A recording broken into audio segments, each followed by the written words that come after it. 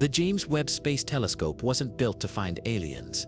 It was designed to look deep into time, but what it's detecting now has taken even seasoned astronomers by surprise. Across its surveys, from Neptune's strange magnetic shifts to the shadows drifting across the Cigar Galaxy, there are signals, patterns, and anomalies that defy natural explanation. In the TRAPPIST-1 system, Webb found structured atmospheric data and organic compounds on planets where life shouldn't be likely. On Neptune, sudden temperature drops and unexplained magnetic activity raise the possibility of external influence. And in galaxies billions of years old, the telescope is picking up ancient signals that suggest something, maybe someone was there far earlier than expected. If you're still watching, subscribe now. You crave more than answers. You seek what lies beyond. Subscribe now and be part of the few who never stop searching. None of this fits into existing models of how planets form, stars evolve, or galaxies behave, and that's exactly why it matters. These aren't isolated incidents. They're part of a growing pattern that suggests we might not be alone, and maybe never were. The consistency of these structured signals, the resilience of planets orbiting dead stars, and the possibility of massive hidden constructs in deep space all point to one unsettling conclusion: we may be looking at the traces of advanced civilizations, or even signs of cosmic engineering. Webb's data is forcing scientists to rethink not just where life might exist, but what it means for the universe to be alive in the first place. If these signals hold up under scrutiny, they could redefine everything from physics to philosophy. We're no longer just observing the universe, we're realizing it might be observing us. The James Webb Space Telescope wasn't designed to rewrite our understanding of reality, but that's exactly what it's doing. Since becoming operational, Webb has delivered data that defies expectations, challenges long-standing models, and exposes gaps in what we thought we knew about the cosmos. It hasn't just deepened our understanding, it has shaken the foundation. And now, those quiet signals, strange anomalies, and inexplicable observations are pushing scientists to ask questions they've avoided for decades. The signs aren't random, they're structured, they're deliberate, and they're starting to look intelligent. Webb's primary mission was to look deeper into space and further back in time than any previous observatory. It has done that, and more. What it's revealed isn't just a clearer view of distant galaxies, it's uncovered evidence that the universe may be far more dynamic, complex, and possibly aware than we've been willing to consider. Let's start with Neptune. Webb's infrared sensors picked up something nobody expected: rapid, dramatic temperature drops in the planet's upper atmosphere. That shouldn't happen. Not at the rate observed. Coupled with irregular magnetic shifts, these changes challenge every known model of planetary behavior. Neptune's atmosphere is supposed to be stable. These disruptions suggest external interference, unknown forces acting on a planet deep in our own solar system. The cause? Unidentified. The implications? Unsettling. Then came the exoplanets in the TRAPPIST-1 system. Webb spectroscopic instruments detected water vapor, methane, carbon-based molecules, in multiple planetary atmospheres. These aren't vague readings, they're chemical signatures, and they're showing up where life could exist. In some cases, the patterns were too consistent, the ratios too perfect. Some researchers began questioning whether these compounds were the result of biological activity, maybe even industrial activity. The line between natural and artificial blurs when you start seeing patterns that resemble design. In one of the system's planets, data suggested atmospheric fluctuation that couldn't be explained by orbit, solar input, or geological activity. It wasn't random noise, it was recurring, predictable, and that raises a larger issue. If these changes aren't natural, then what are they? Signs of life, technological processes, or something we haven't classified yet? Then there's the data from distant galaxies. Ancient light that left its source billions of years ago, long before our planet formed. Webb observed one of the oldest known galaxies and detected something no one was ready for: signals embedded in the light, patterns that didn't match known physical processes. Not gravitational lensing, not quantum noise, something different. Theories range from early cosmic phenomena to possible signs of intelligent manipulation. Some scientists are calling it galactic engineering.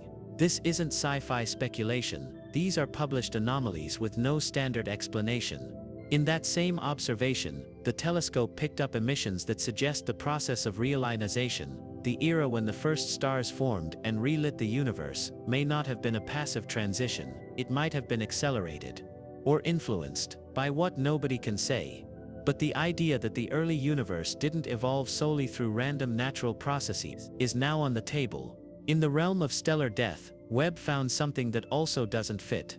White dwarfs, collapsed remnants of dead stars, aren't supposed to have orbiting planets. Those stars go through violent phases that destroy nearby bodies, but Webb detected intact planets in orbit around them, stable, functioning, close enough to have been destroyed, yet somehow still there. This suggests either an unknown mechanism for planetary survival or post-stellar planetary formation. Neither option fits current models. There's no theoretical room for these planets, yet they exist. That discovery forces a new question: can life persist, even thrive around dying stars? Could civilizations survive the death of their sun?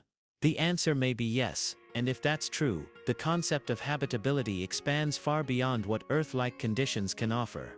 Webb's sensors have also detected geological activity on moons that were long considered inert. Infrared mapping revealed heat signatures and chemical signatures, organic compounds, surface changes, indicators of internal energy. Moons once thought to be frozen husks may be harboring subsurface activity, possibly even environments suitable for microbial life. These aren't gas giants. These are small icy worlds far from the sun, yet they're active, sustained, and possibly alive. Then came the most controversial data point of all. Webb observed the Cigar Galaxy. During that scan, it picked up non-reflective shadowed structures passing in front of distant stars. These weren't asteroids, they weren't debris. The objects didn't reflect light, they didn't emit heat, they simply blocked light in straight, clean profiles, as if designed to be invisible. That kind of stealth is not natural. It suggests purpose. Advanced satellites, massive structures, unknown technology. The answers don't exist yet. But the speculation isn't fringe anymore. The idea of megastructures, like Dyson spheres or artificial constructs built to manage or harvest stellar energy, is gaining traction, not because anyone wants it to be true, but because the data won't go away. The presence of these objects raises a new set of possibilities. If something is out there, hiding, manipulating light, operating on scales we can't yet build toward, then the question isn't whether we're alone. It's whether we've been observed, and for how long. This is where the conversation shifts, because Webb's findings aren't just about planets, stars, or galaxies. They're about the nature of the universe itself, about whether it's a neutral stage for matter and energy to play out their roles, or something more, something aware, something connected. The concept of a conscious universe isn't new, but until now it's remained philosophical, abstract. Webb's data doesn't prove anything in that realm, but it nudges the question forward. Structured signals, repeating patterns, anomalies too precise to be dismissed. It's not conclusive, but it's not dismissible either. And it doesn't stop. Signals continue to come in. Atmospheric changes, unexplained energy emissions, planetary behavior that doesn't fit models. All pointing to one reality: the universe might not be as silent, as indifferent, or as empty as we once believed. Some scientists are beginning to frame it in a new way, not just a search for life, but a search for influence, for interaction, for intervention, because what Webb is revealing doesn't just hint at the presence of life, it suggests activity. Galaxies shaped differently than predicted, stars behaving outside known parameters, planets that shouldn't exist, still orbiting their dead suns, and light, ancient light, arriving with signals embedded in its spectrum. We're not looking at random chaos, we're looking at complexity, patterns, recurrence, intelligence. There's a growing belief that we may be on the edge of a new era, one that will redefine how science operates, because when instruments begin detecting what appears to be technology, not just chemistry, everything changes. We stop asking how stars form and start asking who else is watching. It's no longer a matter of distance. The barriers are philosophical. Are we ready to acknowledge signs of intelligence beyond Earth? Are we willing to accept that civilizations might exist, or have existed at scales and timelines far beyond human comprehension? Webb wasn't designed to answer those questions, but it's asking them anyway. The data is in, the anomalies are real, the structure is there, and the silence that once dominated the cosmos is being filled not with noise, but with pattern, with rhythm, with intent. The James Webb Space Telescope is not just a tool, it's a mirror, one that reflects not only the distant past of the universe but the limits of our understanding. One that is now forcing us to look again, to re-examine what we believe about isolation, intelligence, and existence itself. This isn't about conspiracy. It's not about wishful thinking. It's about hard data interpreted through the lens of science, logic, and relentless observation. Something is happening, and it's only the beginning. As Webb continues its mission, the data will multiply. The patterns will sharpen, the unknowns will grow clearer. And humanity will have a choice: continue pretending we're alone, or finally step into the larger conversation the universe has been having without us. Subscribe now, because the silence is over, and the cosmos is speaking. The evidence is no longer hidden in shadows or buried in static. It's right there, etched in the light of ancient galaxies, imprinted in the atmospheres of distant worlds, carved into the patterns of energy and heat and orbital behavior we can't yet explain.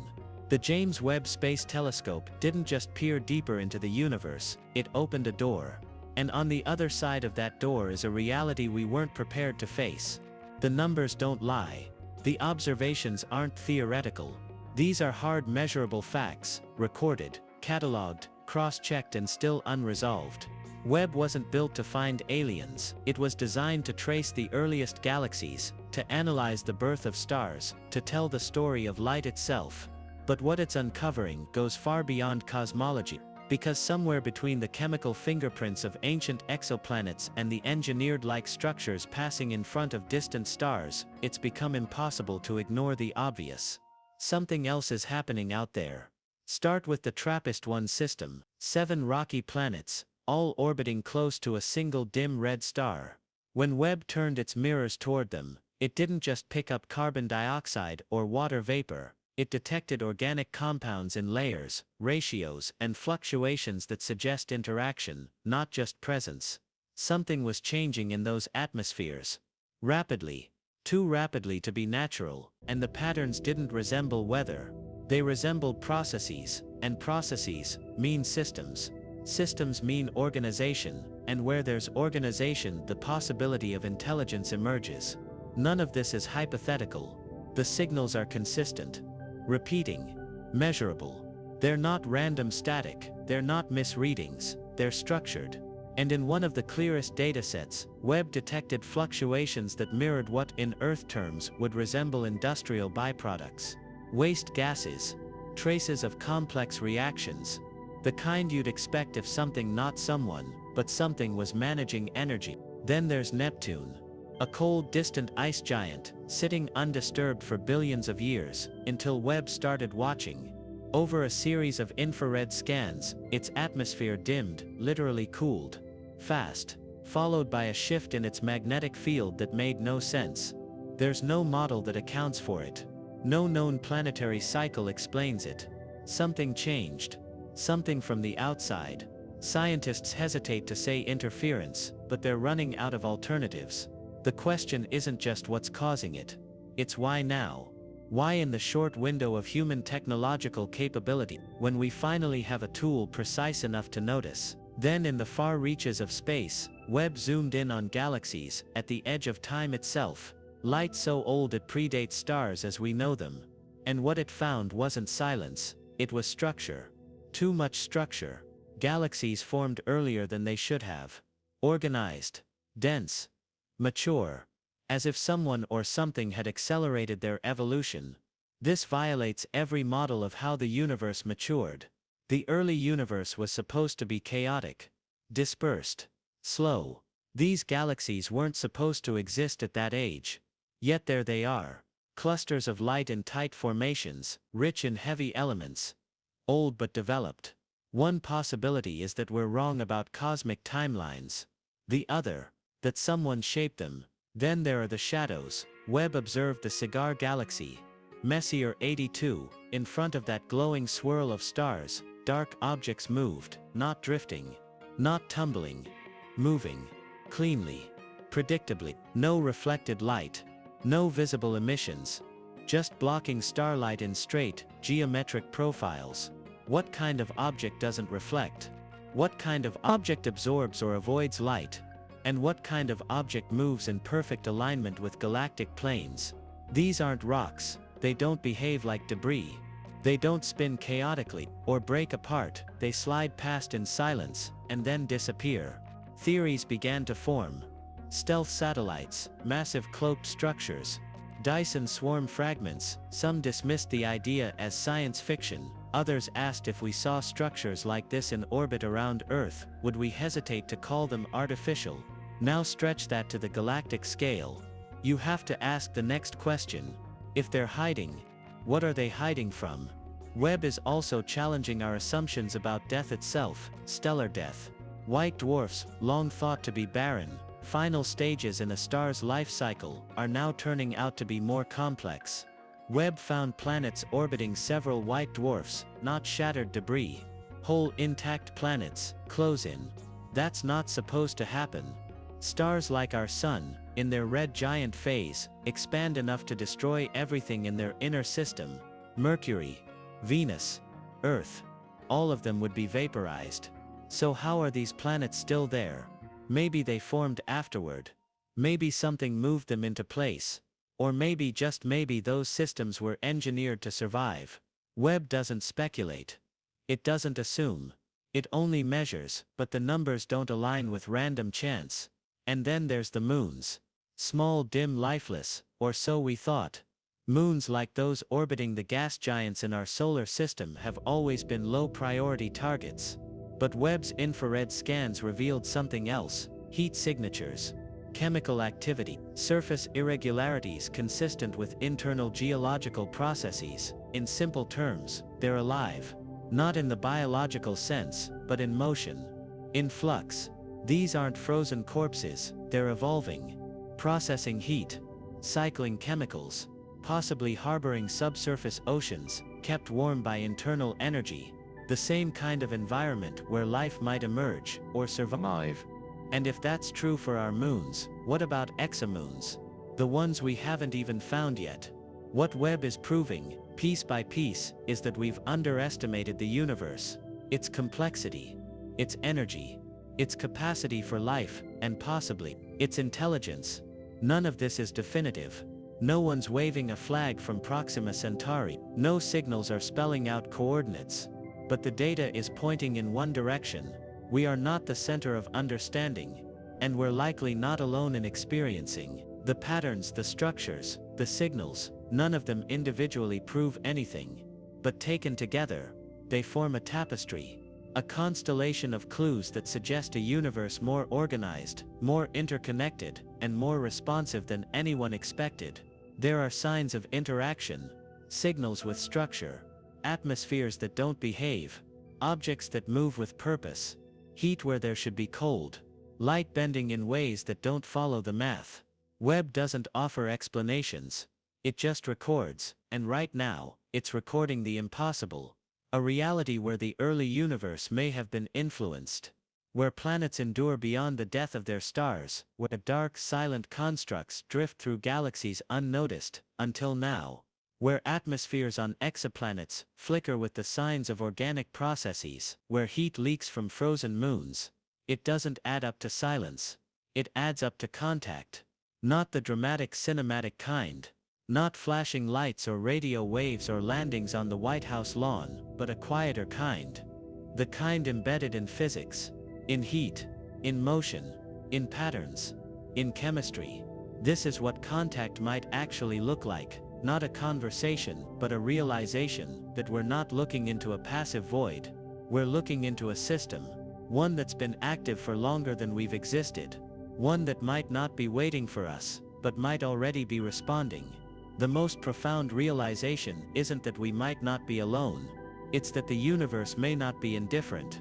The old belief was that we lived in a silent, uncaring cosmos. Stars exploded. Galaxies drifted.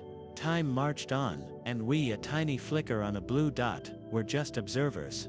But Webb is showing us something else. A cosmos with patterns that repeat. Processes that resemble design.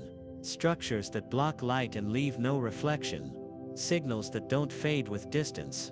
It's a cosmos that might be aware. Not in a mystical sense, but in a systematic, observable, measurable way, and that changes everything. Because if the universe is capable of sustaining intelligence, not just life, but intelligent influence, then the real question is, what role do we play? Are we observers? Participants? A species being studied from afar, or are we standing at the very edge of a larger network we've only just discovered? Webb won't give us that answer, but it's pushing us closer to the edge of that truth. It's telling us we've been wrong to assume solitude. That the silence wasn't a lack of signal, but a lack of perception. Now we're perceiving. Now we're detecting. And soon we'll be understanding.